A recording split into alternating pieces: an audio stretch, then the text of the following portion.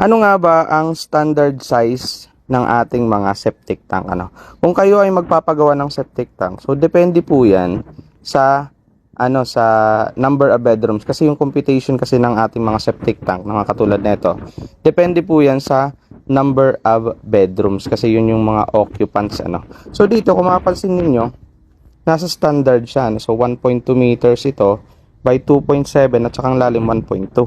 So ngayon, naka-design siya dun sa 2 to 3 bedrooms Pero kung personal naman ninyo ang bahay, pwede nyo nang lakihan. So hindi siya, kung mapansin ninyo, hindi ganong kalakihan naman kung sa personal nyo naman nagamit or laki na septic tank. Di naman advisable na super laki. Kasi nga kakain siya ng malaking space.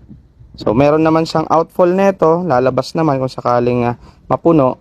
Yun So depende sa number of bedrooms pero kung gusto niyo standard, ito pwede naman standard to So 1.2 meters yung kanyang lapad, tsaka yung haba niya na pag ganon is 2.7 meters at saka yung lalim ay 1.2 meters. At ito kung mapapansin niyo may tubig may tubig. So meron siyang konkreto na flooring, concrete floor para hindi umano sa ilalim ng lupa yung tubig.